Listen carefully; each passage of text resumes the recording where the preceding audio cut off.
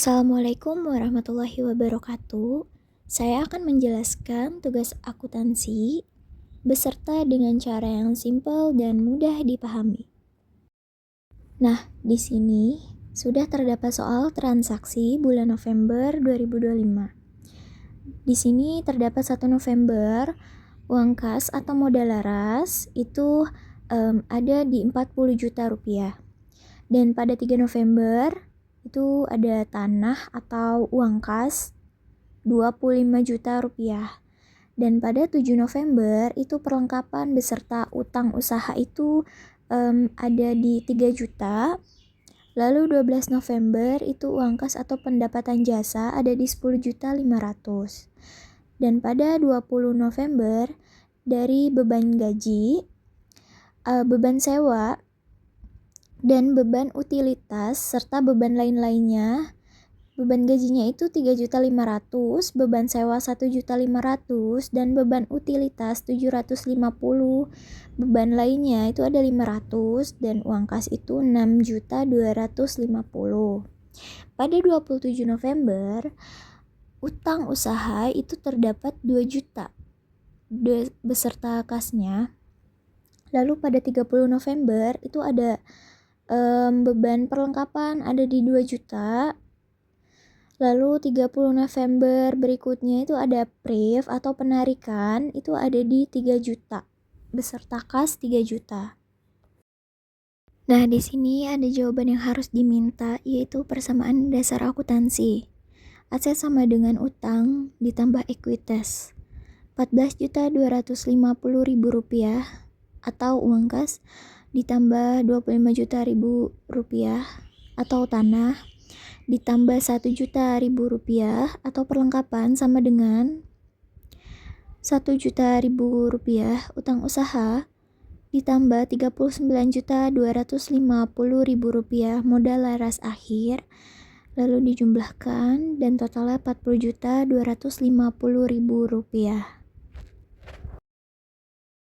Nah, jawaban yang diminta yang kedua itu ada 4 laporan keuangan lengkap, yaitu A. Laporan laba rugi, B. Laporan perusahaan ekuitas, C. Laporan posisi keuangan atau neraca, D. Laporan arus kas.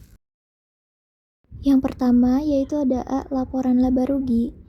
Pendapatan jasa sama dengan 10.500.000, yaitu ada beban. Di beban ini terdapat ada gaji 3.500.000, lalu ada sewa 1.500.000, dan lalu ada utilitas 750, dan perlengkapan beban yang lainnya itu ada 500. Lalu kita tambahkan atau jumlahkan beban gaji, beban sewa, beban utilitas, dan beban lainnya itu ditambahkan, dan beban perlengkapan di sini ada 2 juta. Dari semua beban gaji, sewa, utilitas, dan lain-lainnya itu dijumlahkan lalu ditambahkan dengan beban perlengkapan, dan total bebannya yaitu 8.250. Lalu ada laba bersih. Laba bersih itu dia dari pendapatan jasa yang awal 10.500.000 lalu dikurangin sama yang total beban 8.250 sama dengan 2.250. Yang kedua ini ada laporan perubahan ekuitas.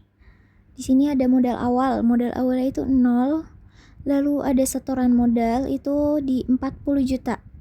Dan di laba bersihnya itu 2.250. Lalu di priv atau prive itu ada di 3 juta. Lalu setoran modal itu dijumlahkan atau ditambahkan dengan laba bersih, lalu hasilnya itu dikurangkan di prive di 3 juta. Nah, modal akhirnya itu total dari si hasil yang tadi itu ada di 39.250.000. Nah, yang ketiga itu ada C, laporan posisi keuangan atau neraca. Yang pertama ada aset. Aset itu terdiri dari kas 14.250, lalu ada perlengkapan 1 juta, dan lalu ada tanah 250 juta. Lalu total asetnya itu dari kas pelengkapan tanah itu dijumlahkan dan total asetnya itu ada 40.250.000. Lalu yang kedua itu ada liabilitas. Liabilitas itu terdiri dari utang usaha. Utang usahanya itu terdapat di 1 juta. Dan selanjutnya ada ekuitas. Ekuitas itu dia terdiri ada modal laras yang akhir 39.250. Lalu ada terakhir itu total liabilitas ditambah atau dijumlahkan dengan ekuitas.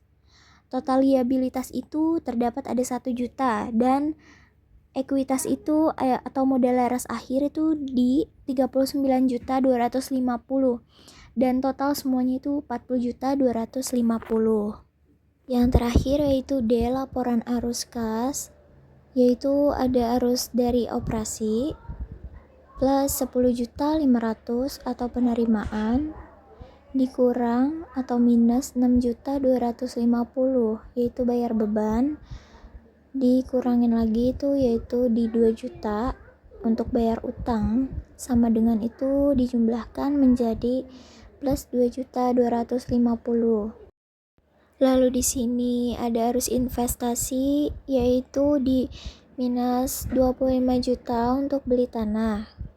Lalu di sini ada arus pendanaan di plus 40 juta untuk setoran modal dan dikurangin atau minus 3 juta untuk prive, sama dengan dijumlahkan menjadi plus 30 juta.